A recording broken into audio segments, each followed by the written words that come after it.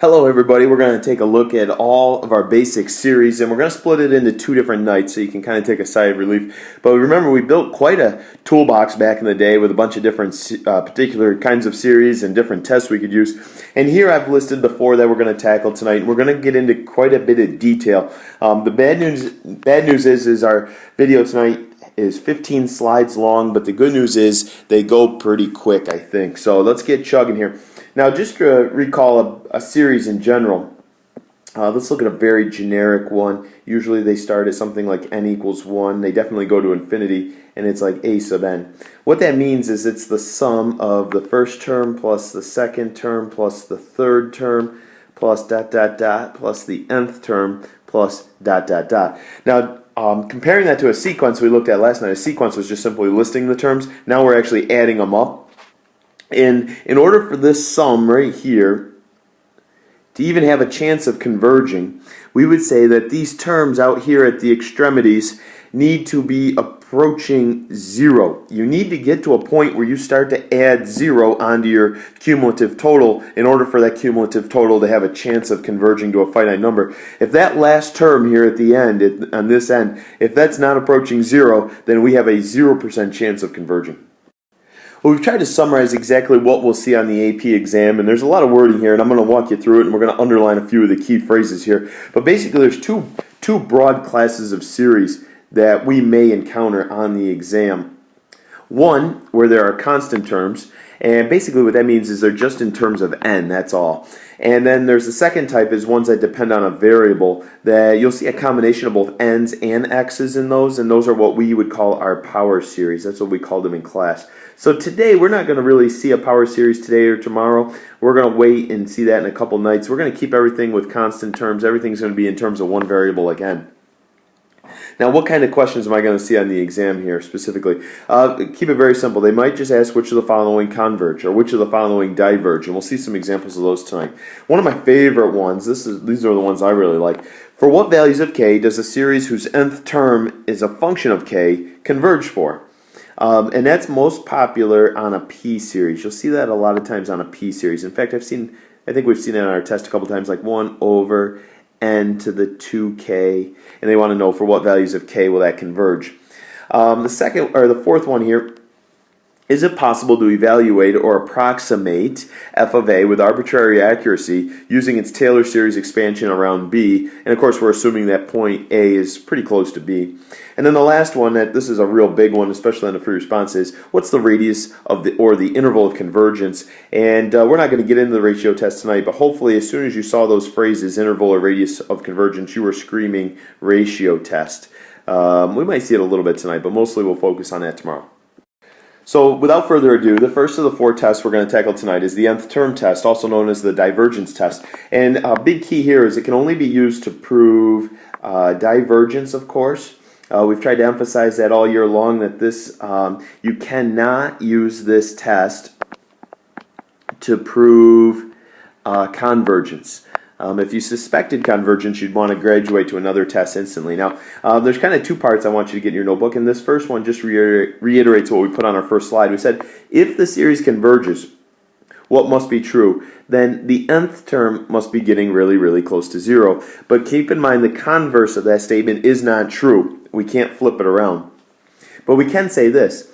If that nth term isn't 0, then we know for a fact that the series diverges. And so I've tried to think of a real quick example, and probably a fun one would look like this.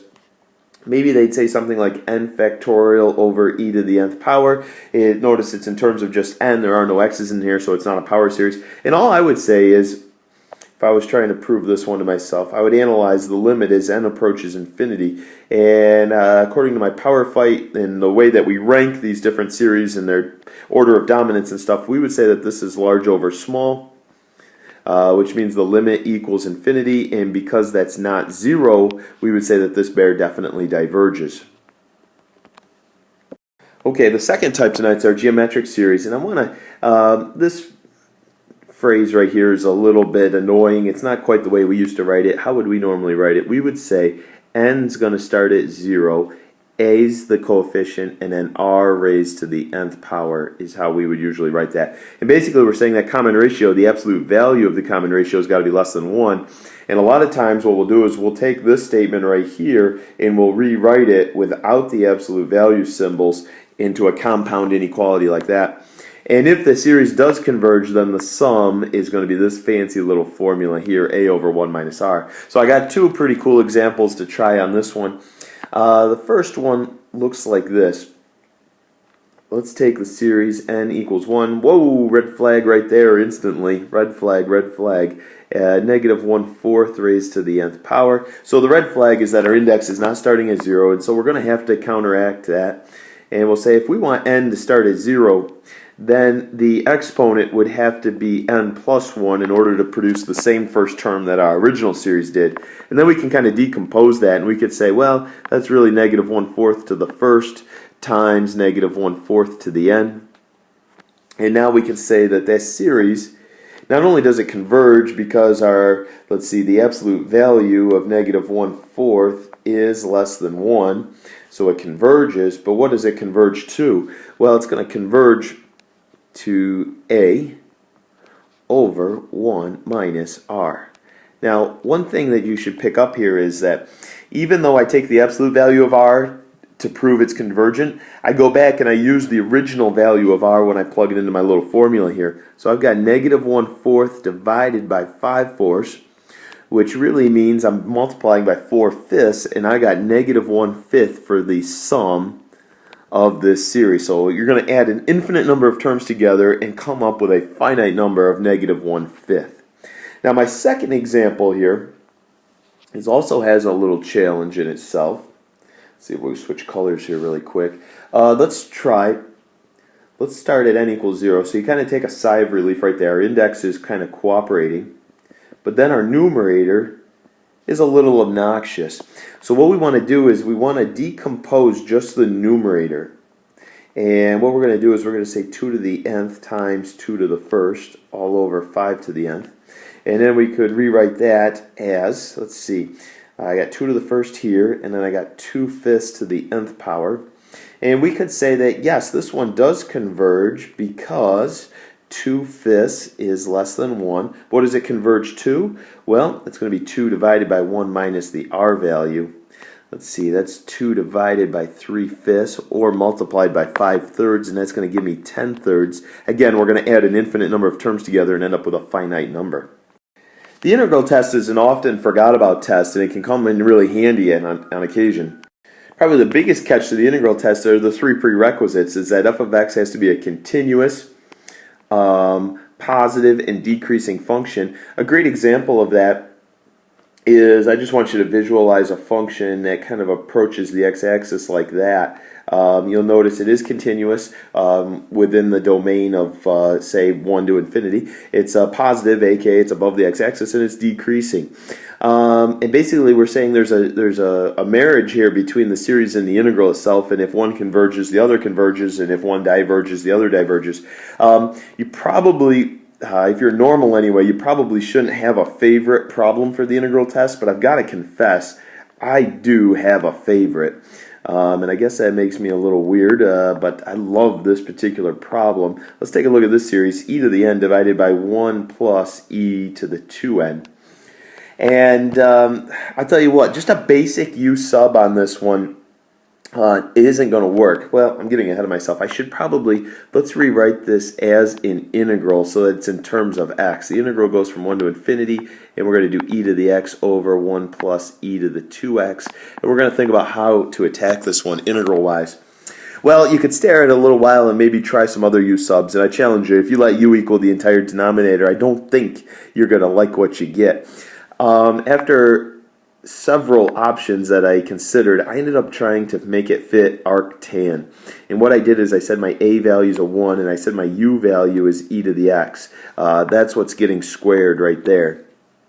So then my du became e to the x dx, and I solved for dx, and I got this. So we got lots of good review here on this problem. We're reviewing some basic integrals as well as some series. So I'm going to, and we have an improper integral, so it's the limit as b approaches infinity, integral from 1 to b. Let's see, we've got e to the x on top. On the bottom, I've got my a squared plus my u squared. And then I've got my du over e to the x, which I'm substituting for dx. Cancel those bears. The antiderivative is going to be 1 over a, which is 1 over 1, arctan of u over a. Let's see. Close that bracket off. From 1 to b. Now, maintain your good notation here. We've got the limit as b approaches infinity, and we've got tan inverse, or arctan of b, minus arctan of 1.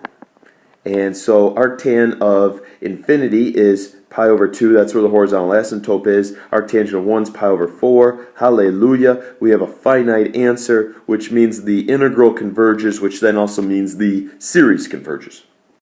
Alright, a p-series is probably the easiest one of all time here. Basically, here's the deal. If p is greater than 1, boom, it converges. However, if p is less than or equal to 1, then the series diverges. There are no absolute values here. If p wanted to be a negative 2, for instance, then the series would end up looking like n squared over 1, because if p was negative on the bottom, it would force the end of the top, and that would really, really diverge in a major way. So I was trying to think of a good example here, and here's what I came up with. I said, let's consider this series. Let's say cosine of 2n pi all over n times radical n. And it really, in this case, doesn't matter where n starts.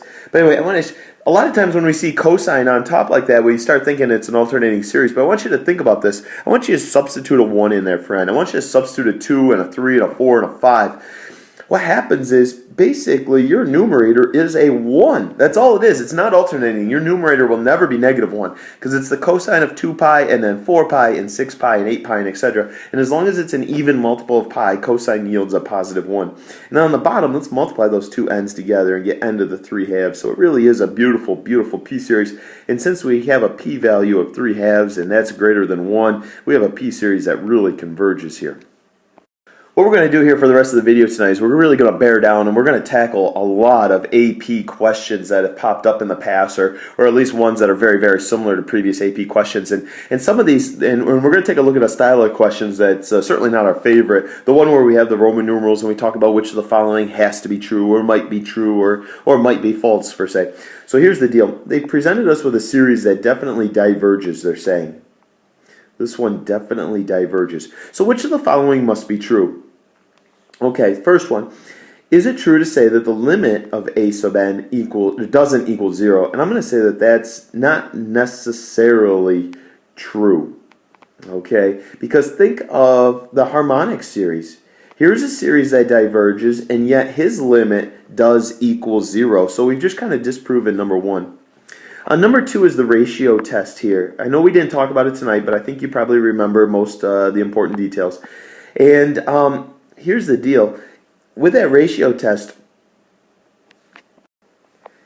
if your L value was greater than 1, that's how you knew that you diverged, okay? And remember, if it was equal to 1, you're inconclusive. If it's less than 1, then you automatically converge. So I can say with confidence that this limit of those ratios is not equal to 1/2. So I would say that this one is definitely true, knowing that the series diverges, like they said. And then the last one here is the integral test, and they're basically saying, hey, if the integral diverges, then the series diverges, and it's a two-way street. So I said that Roman numeral 2 and 3 must be true. 1 might be true, but not necessarily. Here we're going to flip the scenario around, and we've got a series that definitely converges, and we want to know which of the following is a valid conclusion. Feel free to hit the pause button here and try to answer this yourself, but if the series converges, then we know for a fact that the limit as n approaches infinity of a sub n has to be 0. So to say that it's not equal to 1/2, I would say is a true statement. The next one is your ratio test, and what we know is we want the limit, in this particular case, we'll say the limit as n approaches infinity of a sub n plus 1 all over a sub n. We want that bear to be less than 1. So to say that it's not equal to 2 is also a true statement. And then last but not least, Okay, now notice the difference between this statement here versus what I said earlier on number 1. On number 1, we were talking about a limit. In number 3, we're talking about the series itself. Does the series have to add up to 0? No. As long as the series equals a finite number, it's convergent. The sum doesn't have to be 0, and that's the key. We're not talking about the limit, we're talking about the sum. So I would say number 3 is not a valid conclusion. I guess it could be, it could have a sum of 0, but it's very, very unlikely. So I would say 1 and 2 are valid conclusions. Again, not a bad problem to try to do on your own and then come back and hit play. Here's the deal. If you knew that the limit equaled 0, what do you now know for sure? Well, we're thinking it probably converges, but we don't know it for sure. So I'm going to cross that one off. It's basically the nth term test all over again. If that limit equals 0, do we know for sure that it diverges? Certainly not. The ratio test does fit that category. I'm sorry, the harmonic series fits that category, but that's a very rare one.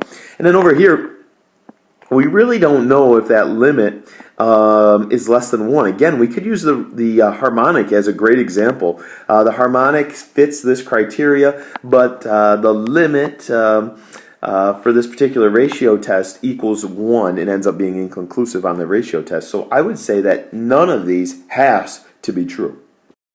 Again, we're really, really just pounding this concept away here. So they used a slightly different notation here. They used U sub n instead of A sub n. Don't let that scare you. If you want to rewrite that as an A, go ahead and be my guest. But they're using different notation. If the limit equals 0, just like the last problem, which of the following has to be true? Does the series have to converge? No, not necessarily.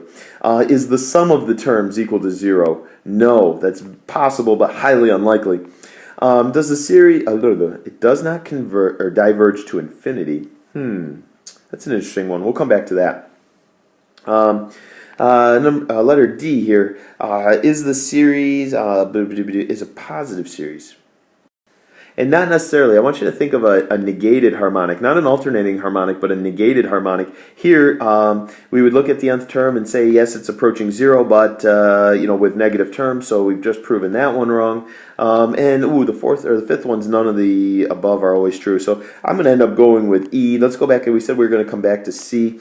Does it not diverge to infinity? Well, again, we keep going back to the harmonic, but this one, the sum, does approach infinity, believe it or not, because you just keep adding and adding and adding. But so I'm going to end up going with E there. All right, hang in there. We don't have too many more problems to look at. They're going to go quick. Which of the following is convergent? Try this one on your own. Come on back and touch base with me. Let's see. The first one, I'm going to say this one's divergent because of the P series. We had a p-value of 1/3, which is less than or equal to 1. The next one, also again another p-series. The p-value is 1/2, which is less than or equal to 1. The next one's divergent. It's the harmonic, or you could refer to it as a p-series. A p is less than or equal to 1. This one's again divergent. It fits the harmonic family. You've got a constant divided by a linear function, and anytime you have that combination, you fit the harmonic family. And now the last one is my convergent one. We have 2 degrees of separation. My numerator is a 0 degree or a constant, and my denominator is a 2nd degree. We could use the comparison test. We didn't get into that tonight. We'll see more of that tomorrow, but that E is the convergent one. The more we practice, the quicker we'll get at these. And I hope when you look at this list, there's one that really jumps out at you. And I think that one should be the letter D here. And what we're going to do is we're going to disregard the -1 because it's irrelevant once n approaches infinity. We're going to simplify the numerator. That turns out to be 2n. And according to the nth term test, the limit as n approaches infinity on that rascal, we would end up with 1/2. And since that's not equal to 0, that one's definitely divergent. All these first 3 anyway, they have what we call 2 degrees of separation. And what you'll notice with 2 degrees of separation is the ratio test can always be used to prove that those guys converge. Here's a question that involves quite a bit of reading, and we'll try to sort out through this one. And so before I go too fast, again, I encourage you to hit the pause button and think through this one on your own and make sure we're ready for that big AP exam. But the first one, they said that if the sum of terms 1 through infinity is equal to the sum of terms k through infinity. All right, think about that. If I had one series that started at 1, and I had another series with the same nth term, and I started that one at 20 instead of 1. Will the sum of the first one equal the sum of the second one? I would say the sums are not equal. Now, if the first, they probably both diverge or both converge, but their sums would not be the same. And so I'm just going to say right there is my winner. That's the one that's false. Now let's entertain the other ones here. If the first one converges, can you multiply by a constant c? You still have a convergent number. Choice C here. If A sub n and B sub n are both convergent, can you multiply the first one by C and add them together? Yeah, you're still going to be convergent. If you add 1,000 terms on top of a convergent series, you're still going to be convergent. What if you rearrange the terms of a positive convergent series? Hey, the addition is commutative, and you can rearrange them in any way you want. You're still going to get the final, sum to be the same. So A is the only one that's really, really, really false. Now on this one, you're probably wondering, why did I put 3 questions on one slide all of a sudden? Well, I wanted to kind of compare and contrast. What do you notice? There's 2 that are similar, one that's kind of the odd duck out, and hopefully you jumped on this one in the middle here. We're talking about a sequence there in the middle. So we're going to go from a series on the first one to a sequence and then back to a series.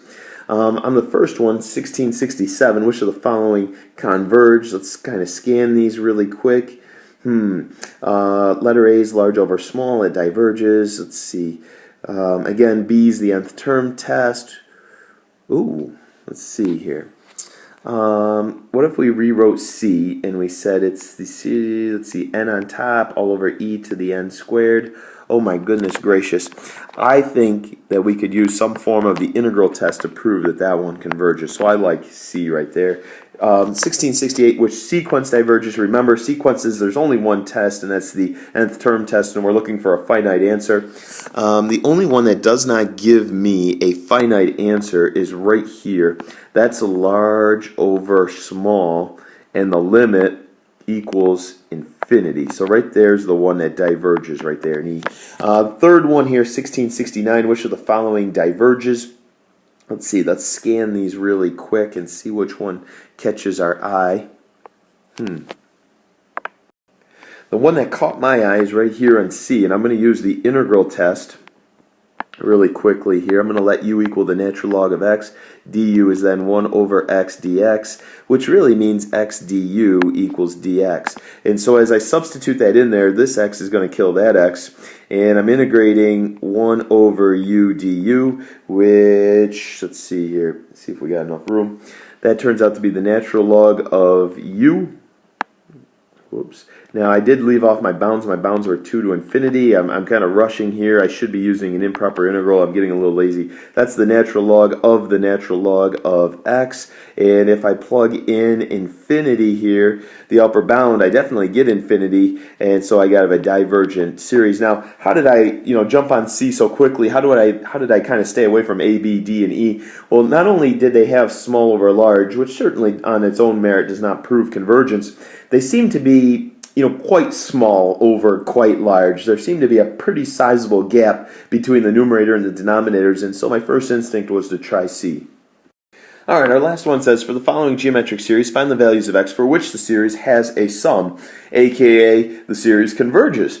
So what I'm going to do is I'm going to just remind myself that the absolute value of the common ratio has to be less than 1. So in this particular problem, the absolute value of x minus 1 all over 2 has to be less than 1. I'm going to rewrite that as a compound inequality. And I'm just going to solve them and multiply everybody by 2. And then I'm going to add 1 to each side here, and I get something like this. So as long as x is between -1 and 3, I'm going to have a convergent series. In fact, that's what we would call your interval of convergence. If they wanted the the radius of convergence, I would then simply say that the radius of convergence is equal to 2 because our center was at 1. Now, why am I not checking the endpoints? Okay, you're probably already ahead of me. Maybe you've already jumped in and started checking the endpoints. Let's see, why am I not checking the endpoints? Why am I not? Well, because it's a geometric series, the rules of the geometric series have guaranteed me that the endpoints will not converge, only the interior points. And so, unlike the ratio test, I don't need to worry about them. I'm done right there. There's my interval of convergence.